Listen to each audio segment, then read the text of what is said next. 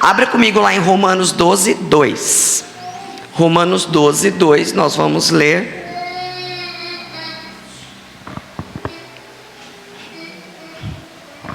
Romanos 12, 2, amém?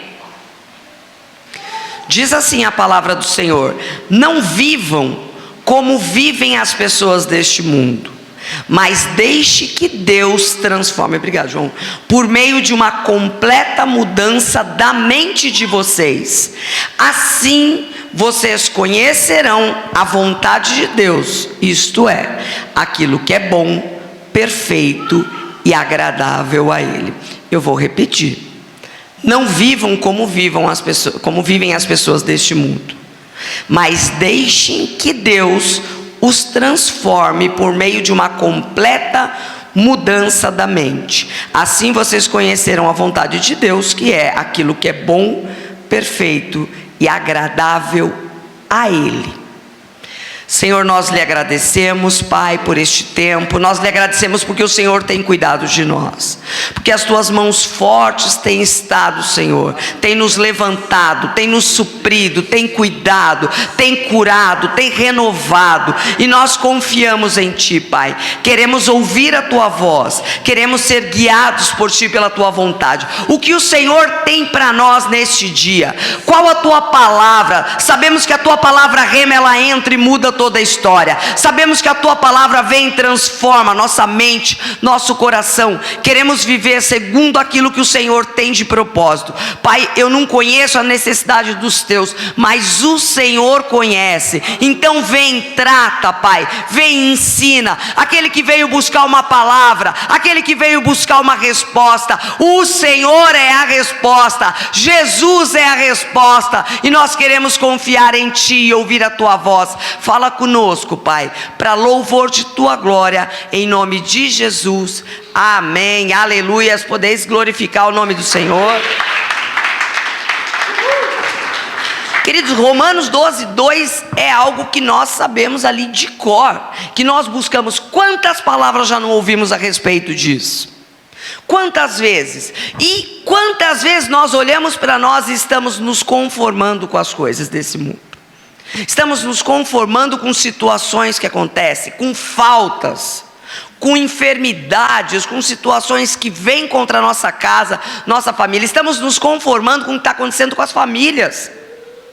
Toda vez eu sempre falo isso, e quando eu falo aqui, não é porque eu não tenho o que falar, é porque nós precisamos entender isso.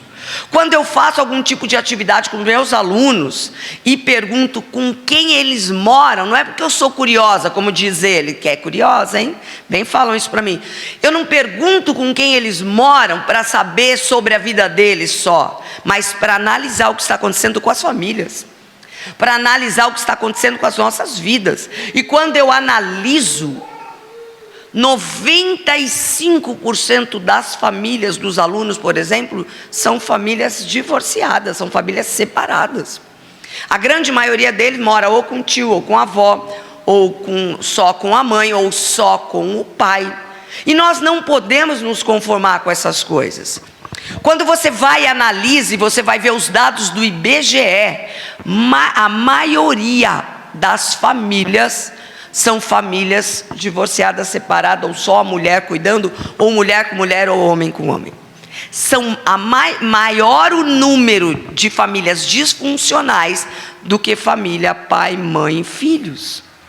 Muito maior. Então nós precisamos analisar isso, e nós precisamos não nos conformar. Como é que eu não me conformo com isso? Olhando primeiramente para a nossa casa, olhando primeiramente para a nossa família, olhando primeiramente para aquilo que o Senhor quer e lutando por aquilo que Ele quer sobre as nossas casas. E assim nós vamos, através da nossa família, através dos nossos vizinhos, e ajudando e auxiliando. Então a gente não pode se conformar com esse mundo, com o que ele tem oferecido. Se nós analisarmos tudo que tem acontecido no mundo, com as famílias, com a política, com a igreja, com o esfriar do coração das pessoas, nós vamos ver que nós precisamos lutar contra todas essas coisas. Nós precisamos tomar cuidado em não copiar o comportamento e o costume dos incrédulos, daqueles que não creem, daqueles que vivem, porque o mundo que a gente está vivendo, queridos, é um mundo egoísta, e é um mundo corrupto. Um pastor, eu lembro que ele contando que ele foi para o Japão, o Senhor enviou ele para ministrar num lugar, e ele disse que o lugar que ele estava não era lá a parte central do Japão, era a parte interiorana, onde tinha plantações. E ele disse que ele passando, eles pararam numa banca, e a banca estava lá com verduras, com legumes, e tinha dinheiro, tinha tudo lá, e era o self-service. Você iria lá, você compraria, você pagaria, você faria o troco e ia embora. Aí esse pastor perguntou, mas como? Como é que vocês garantem que as pessoas vão ser justas? Vão ser fiéis, não vão ser corruptas? Elas vão dar o troco, ou elas vão lá e não vão pagar? Aí o pastor perguntou para ele assim, mas por que fariam isso? Porque às vezes, quando nós analisamos o Brasil, a gente vê o quanto a corrupção é algo forte no nosso meio. O quanto a política, a gente olha, às vezes a gente até vota em alguém e acredita que esse alguém vai entrar e fazer algo diferente. Quando você vê, ele está no meio da corrupção, ele está fazendo parte daquilo. Porque é aquilo que a Bíblia fala, toma cuidado para o seu coração não se esfriar. Nós precisamos tomar cuidado para o nosso coração não esfriar, diante de todas as coisas que têm acontecido, diante de tudo aquilo que a gente tem visto e vivenciado. A gente precisa lutar por aquilo que é a verdade do Senhor. Precisamos lutar por aquilo que é a proposta. A gente tem que ficar feliz. Queridos, só nessa subida daqui aqui, eu acho que nós somos a 5ª igreja. Somos 5, só até essa metade. Eu estou contando só até essa metade, porque um dia eu vim contando. Nós temos que nos alegrar com isso. Nós precisamos nos alegrar quando abre uma igreja em algum lugar. Nós precisamos nos alegrar. Uma igreja entra no lugar de um bar. Uma igreja entra em lugares, em situações que nós precisamos entender. A Bíblia fala, quando chegar até Jesus e perguntar assim, é tu mesmo, Jesus? Ou nós temos que esperar outro? Ele falou o quê? Vai e fala o que você está vendo que está acontecendo. O cego está voltando a enxergar, o manco está voltando a andar, o surdo está voltando a ouvir, e aos pobres é ministrado a palavra de Deus. A igreja, ela tem que estar nos bairros. Você pode ver que você passa em bairros simples, em comunidades, tem inúmeras igrejas. Tem que se cumprir a palavra do Senhor. Tem que ser. É a palavra que vai nos libertar. É a palavra que vai renovar a nossa mente. É a palavra que vai fazer a gente não se conformar com aquilo que a gente tem visto e vivenciado. E nós precisamos aprender, como foi ministrado no domingo, a descansar do Senhor. Ele é o nosso descanso, Ele é a nossa cura, Ele é a nossa justiça, Ele é a paz que excede todo entendimento, Ele é a paz no meio da luta, Ele é a paz no meio da enfermidade, é Ele. Nós precisamos entender isso e confiar, porque senão nós tornamos como os incrédulos, aqueles que não conhecem. Hoje até a Ana riu, porque eu coloquei lá, hoje é dia porque hoje era dia de prova. Queridos, a gente sofre com aqueles alunos todo dia. No dia da prova a gente bem desconta. A gente coloca a prova e fala, em dupla, você e Deus. E aquele que não crê em Deus vai fazer sozinho. Vai ter que fazer, pelo menos quem sabe nessa hora ele aceita Jesus, né? E fala, né? Então vou aceitar Jesus aqui. Então a gente precisa não se conformar com as coisas, porque o mundo, ele anda mal, o mundo anda egoísta e corrupto, e isso é o que? Contrário à palavra de Deus, e a gente não pode se conformar com isso. Só quando a mente é renovada pelo amor e pelo ensinamento da palavra, que somos verdadeiramente transformados. Qual é a genialidade em transformar as coisas? Nós precisamos entender isso. Sabe o que é saber transformar? Eu vou dar exemplo de 4 homens comuns na terra, mas que foram geniais em algo. Mas a história deles, eu vou contar um pouquinho a história, talvez você não saiba disso, mas a vida deles foram transformadas por alguém ou por algo que eles creram. Porque palavras contrárias contra a nossa vida nós vamos ouvir todos os dias. Pessoas vão dizer que nós não vamos conseguir. Pessoas vão dizer que nós não. Hoje o João estava falando mostrou uma menina que é a tutorada dele. Eu tenho 20 tutorados, eu acredito que o João também, né? 20 também, João? 20 tutorados. O que é o tutorado na escola? Sabe o discipulado? Que a gente cuida da pessoa? É isso, dentro da escola a gente cuida. Eu cuido de 20, ele cuida de 20. Aí hoje ele estava falando de uma menina que eu dou aula para ela também, ele também dá. E aí ele contando assim que o que ela reclamou, o que ela abriu o coração dele. E eu falo, quando eu falo da escola e dos alunos, eu estou falando dos nossos filhos. Porque os nossos filhos vão para a escola. Os nossos filhos estão lá reclamando, os nossos filhos estão lá buscando outra verdade, não essa que liberta, porque muitas vezes são situações dentro do lar. E aí ele falou para ele assim, que hoje ela mora com o pai, porque quando ela estava morando com a mãe dizia: você não vai ser nada, você não vai ser ninguém, você não vai conseguir. E aquilo estava um peso no coração. Ela não estava mais conseguindo conviver com a família, ouvindo aquelas coisas. Quantas vezes as minhas filhas mesmo chegam, porque eu fui casada há muitos anos atrás, minhas filhas têm 26 anos, só que na época que eu não tinha Jesus, eu não sabia nem quem ele era, mas ele já sabia quem eu era. E quando eu casei com a seguinte fala: se não der certo, separa. Quantas vezes a gente não ouve ainda hoje em dia isso? Se não der certo, separa de você. Eu já fui para um casamento nessa situação. Eu não me esforcei nada para que desse certo, nada. Tinha minha mãe e meu pai para cuidar de mim, para que se eu quisesse voltar. No entanto, que o dia que eu falei para minha mãe: não está difícil, não estou conseguindo. O que ela falou? Voltar para casa. Nós não tínhamos Jesus. Nós não sabíamos que nós precisamos lutar por aquilo que Deus coloca nas nossas mãos. Que nós precisamos lutar pelo casamento, nós precisamos lutar pelas nossas casas. E minha mãe falou: volta para casa. Eu fiz o quê? Voltei. Esperei ele ir para a faculdade, pegava o carro do meu pai, enchia, levava embora uma parte. Depois voltava, enchia, levava embora uma parte. E não lutei em nenhum momento. Glória a Deus, porque talvez eu não estivesse aqui hoje. Porque eles eram uma família de espíritas, não tinham conhecimento nenhum de Jesus até hoje.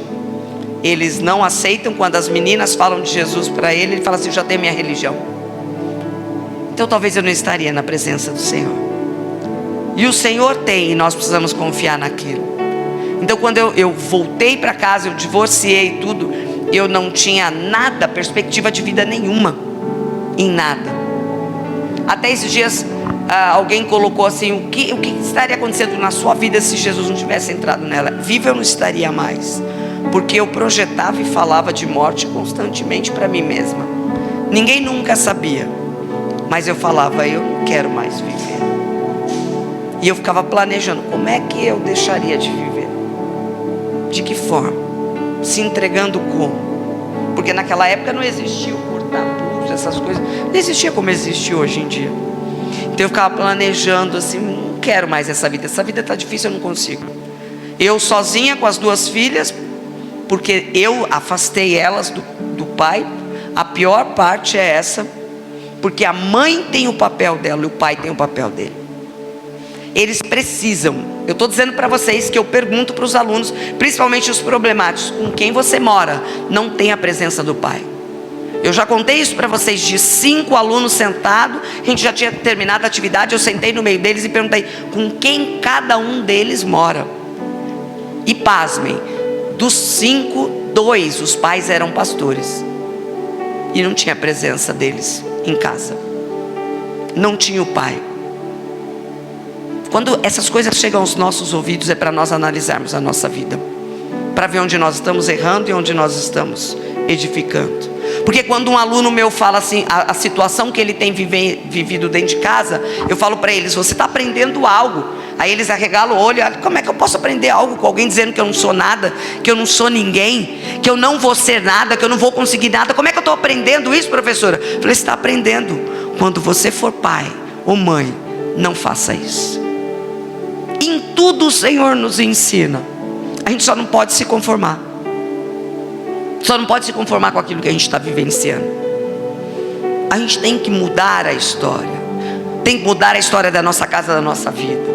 E quando eu busquei o Senhor é porque eu já estava no limite. Eu já tinha tentado de todas as coisas, já tinha ido em todas as religiões que você possa imaginar, todas as religiões, porque eu precisava, eu tinha um buraco enorme dentro da minha vida e eu precisava do Senhor.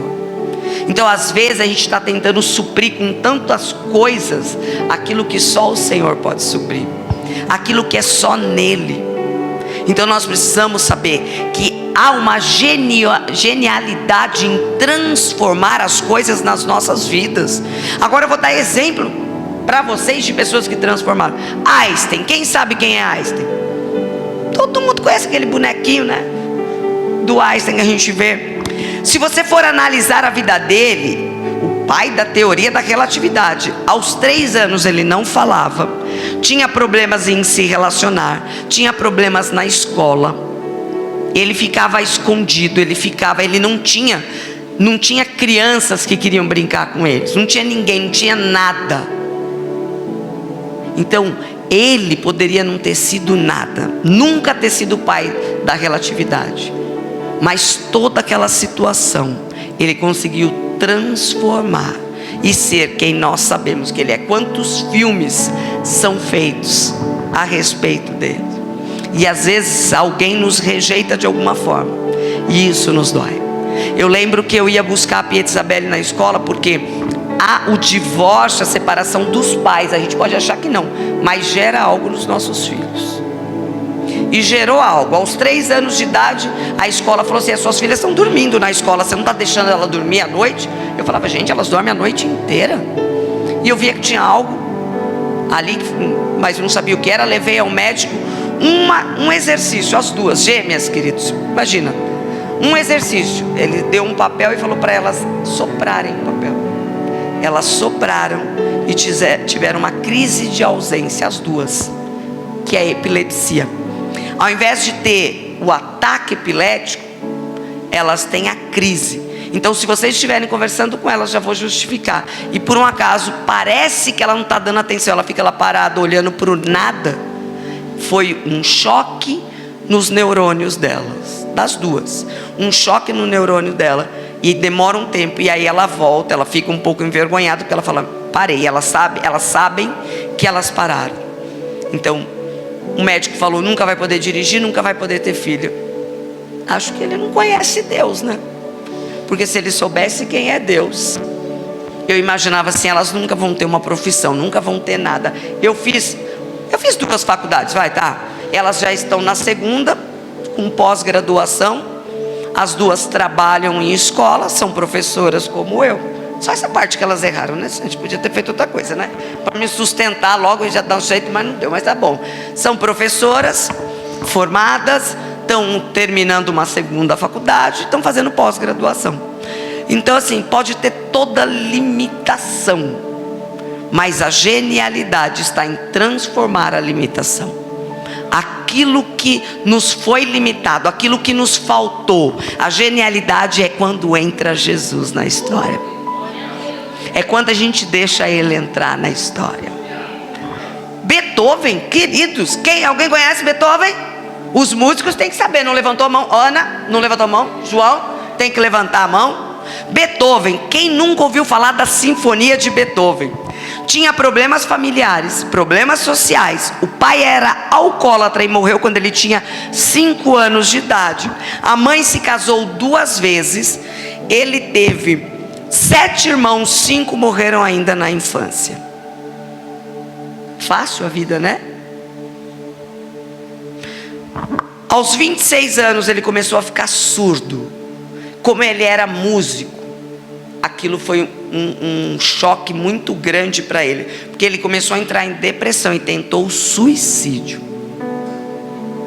Só que aos 30 anos ele faz a 9ª Sinfonia de Beethoven, que é a mais conhecida dele.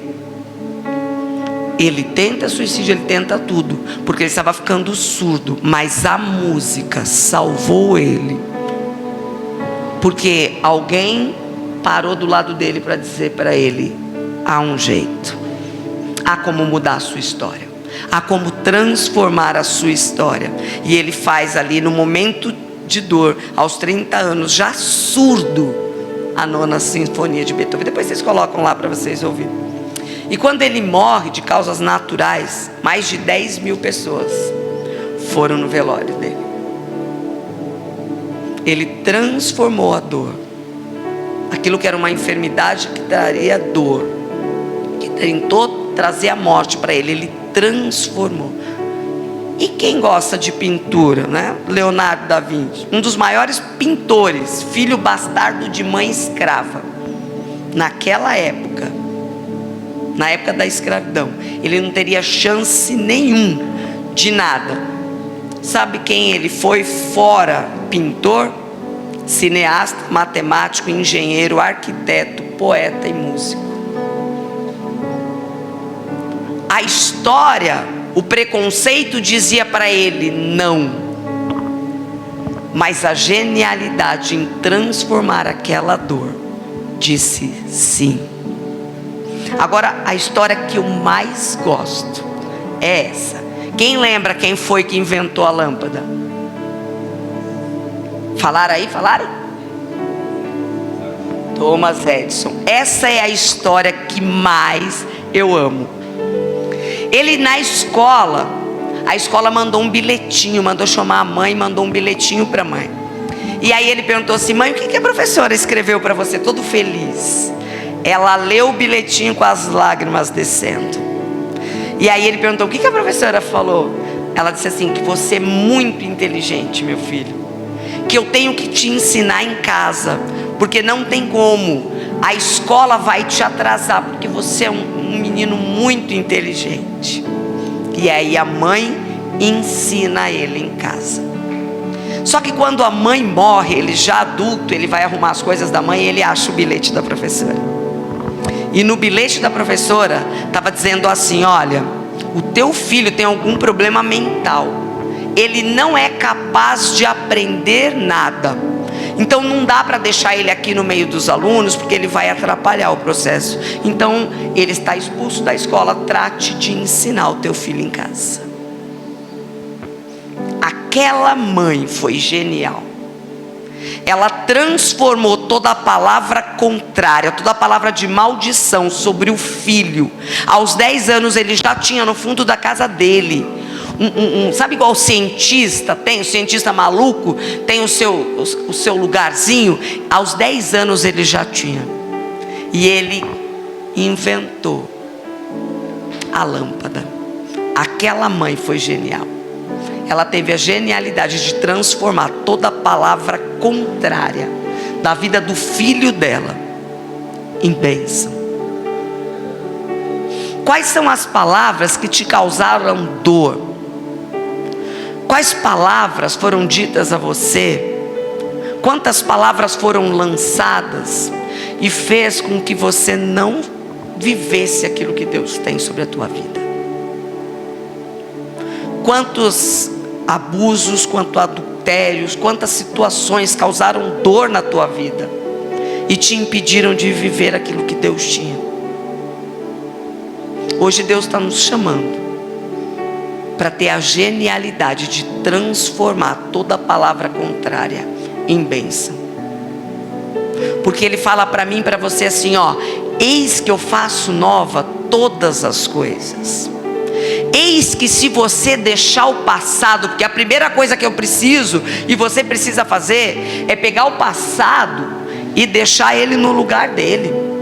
Eu sempre falo que passado é só um lugar para você revisitar, lembrar o que te impediu e dizer assim: agora não mais, porque agora eu vivo para Cristo, porque agora eu vivo segundo a vontade dEle, porque agora eu vivo segundo aquilo que Ele tem sobre a minha vida e a sua. Nós precisamos entender isso, porque esses homens, que são homens que não foram nada, foram pessoas famosas: Einstein, Beethoven, Leonardo da Vinci, Thomas Edison, todos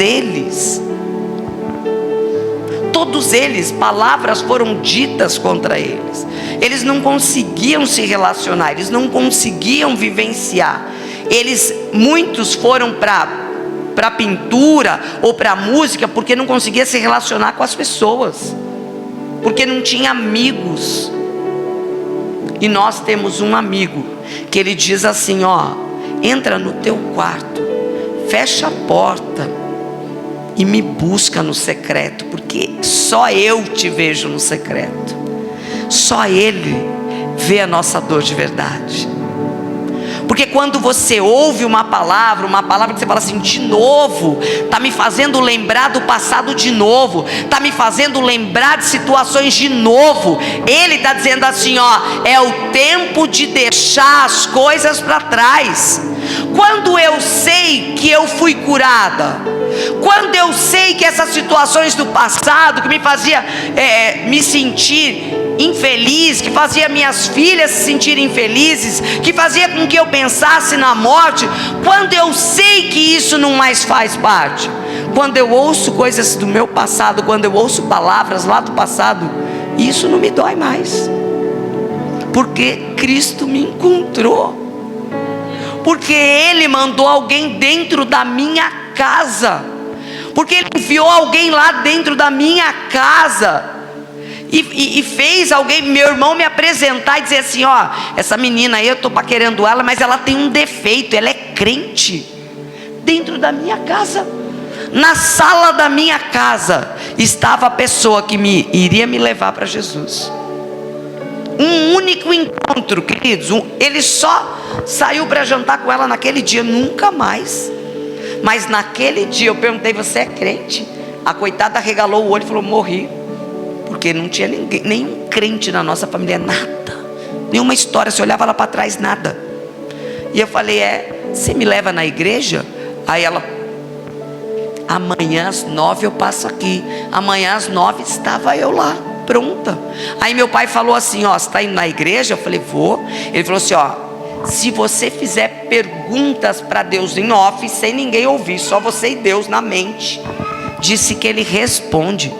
Ah, mas era bem 19 de dezembro, perto do Natal. Minha mãe brigada com a família, a gente estava tudo ali separado da família. Não tinha dinheiro nem, como diz minha mãe, não tinha nem um gato para puxar pelo rabo. Não tinha dinheiro, não tinha nada. Estava naquela fase terrível. E eu fui dentro do carro, porque dentro do carro com alguém que você não conhece, paira o silêncio. Porque chegou ela, a mãe e o padrasto, não conhecia nenhum deles. Então eu lá atrás, aquele silêncio, dali até Alphaville, porque eles me levaram numa igreja lá em Alphaville, aquele silêncio. Então eu aproveitei para falar: então Deus, disseram que se eu te fizer pergunta, o Senhor responde. O negócio é o seguinte: minha família está toda destruída, a gente está com problema financeiro, não tem dinheiro para nada, Natal está chegando, a gente vai passar Natal sozinho, porque a gente amava, todo Natal a gente ia para Osasco, e era uma bagunça, um monte de primo, então não ia ter, porque minha mãe estava brigada com os irmãos, estava tudo brigado, não ia ter nada. Então eu falei: o quê? Vou ficar dentro da minha casa, ficar lá, né? Vai ser muito triste, sem nada. Eu lá pensando nessas coisas, fui fazendo todas as perguntas. Chegou lá, era uma cantata de Natal. Para quem não é músico, cantata de Natal é morte. Não conhecia um louvor, não conhecia nada, então eu fiquei o culto inteiro sentado com aquele monte de música, não sabia uma letra, nem tinha letrinha passando. Isso que é 19 anos atrás, não tinha nem letrinha passando, para eu pelo menos tentar. Nada, não tinha nada. Então eu fiquei sentada. Aí eles falaram: ai, tá ruim, né? Tá chato, né? Não, tá ótimo. Mentira, não estava horrível, não sabia nada. Mas o pastor levantou e foi dar a bênção. Você coloca de pé que eu vou dar a bênção apostólica. Não ia falar nada. De repente ele falou assim: ó, eu não ia falar nada não, mas Deus mandou eu falar. Tem uma pessoa aqui que perguntou para Deus isso. Ele respondeu tudo. Eu chorei tanto que eu sentei. Aí ele falou assim: olha, Deus pediu para eu te entregar esse livro. Quem é você? Vem aqui. As minhas pernas tinham congelado, eu não conseguia levantar, eu não conseguia nada. Eu fui carregada até o altar para buscar um livro que contaria a história do homem que mudaria a minha vida, Jesus. Recebi aquele livro, li naquela noite mesmo. Naquele dia eu li aquele livro, sem ninguém me dizer nada, sem ninguém dizer que eu teria que fazer. Porque o que eu falei, eu só encontrei aquela família aquele dia, nunca mais. No outro dia eu fui procurar uma igreja. Eu ia no bairro de igreja em igreja para achar o lugar que transformaria a minha vida. E fui em tudo quanto é lugar procurando, até o dia que a loja da minha mãe era aqui, do lado tinha uma loja de colchão. Conversando com a moça que era cristã, era a única que eu conhecia que sabia que era cristã. Eu conversando com ela, chegou um policial federal na loja falando com ela: ó, o colchão chegou lá, tá ótimo, amei. Aí ela falou para mim assim: ele é pastor. Eu: jura? Olha eu me oferecendo de novo. Me leva na sua igreja. O desespero da minha alma era tanto que eu me oferecia para isso. A tua alma precisa estar firmada em Jesus. Só Jesus pode trazer a paz que excede todo entendimento. Só Ele traz a cura, só Ele renova, só Ele faz com que a vida que eu vivo seja satisfatória. Eu e a Mari lá no culto de mulheres, a gente sentado na mesa, não conhecemos ninguém da nossa mesa, só tínhamos nós. E a gente estava falando da nossa vida. E eu falei para ela, eu cheguei à seguinte conclusão: se essa vida que eu estou vivendo for só isso, nada além disso, eu estou satisfeita. Financeiramente falando, né, tendo que contar moeda, tendo que fazer ali do jeito que for, eu estou satisfeita. Se é só isso que o Senhor tem para mim, eu estou satisfeita, porque foi Ele que escolheu. É Ele que me colocou nessa condição, é Ele que me trouxe. Se Ele tiver algo novo, glória a Deus. É lucro, como diz Paulo. Tudo que a gente vai viver no Senhor é lucro, porque a gente tem que esperar é o dia que nós vamos encontrá-lo. É isso que o nosso coração precisa estar avivado, é o dia do encontro. Não é o carro que eu vou comprar, a casa que eu vou... Isso é tudo consequência. Isso é lucro. Tem onde dormir, é lucro. Tenho que comer, é lucro. Mas eu tenho que esperar pelo dia do encontro. É isso que eu tenho que esperar. Então, assim como esses homens, pessoas se achegaram perto deles e transformaram a vida deles, o Senhor está nos chamando para nós transformarmos a vida que nós estamos vivendo. É transformar, é renovar, é buscar, como eu falei, deixar passado no lugar de passado, deixar todas as coisas lá. Nós precisamos vencer o nosso passado, porque aquilo que é enterrado vivo nunca morre, nunca vai morrer. Então não enterre nada vivo, resolva, cure o seu passado, cure as situações, perdoe as pessoas. Se preciso for até a pessoa para pedir perdão ou para perdoar, faça. Cure o seu passado. Nós precisamos disso. Lembra de Davi? Foi perseguido 12 anos pelo próprio sogro. O reinado dele podia ser comprometido, mas não foi não. Ele foi um homem segundo o coração de Deus. Éder, é você? Ou é o João? Quem é que vai? Eu. Não é você? Então é você. Não vai fazer louvor? Ah, se fosse... entenderam, né? No domingo faz, né, Mari? Vem, Mari, eu e você vamos fazer. A gente precisa vencer a nossa mente, vencer o passado e viver aquilo que Deus tem sobre as nossas vidas. Nós precisamos viver aquilo que Deus tem. Precisamos abrir mão da nossa mente, que é manipuladora. A nossa mente, ela é manipuladora. A nossa mente, se a gente deixar, ela nos faz ficar sentados, tristes, ali todo encolhido. Não. O que Ele falou para nós é que nós precisamos não viver mais como as pessoas desse mundo e deixar Deus transformar e mudar a nossa mente. Hoje é o dia de você apresentar a tua mente para o Senhor. Porque no Egito é escravidão, no deserto é processo, mas no reino, queridos, no reino é liberdade. Nós precisamos aprender a viver essa liberdade. Se coloca de pé. Nós precisamos enxergar o que Deus tem sobre as nossas vidas. Nós precisamos enxergar o que é que a gente precisa abrir mão, o que é que a gente precisa deixar nesse chão para viver um tempo novo. Nós precisamos disso. Então nós vamos orar e colocar tudo nas mãos do Senhor. Senhor, nós queremos lhe agradecer, Pai, porque a tua palavra é ela que nos liberta. Nós queremos agradecer porque é a tua verdade, Pai, que pode mudar as nossas histórias.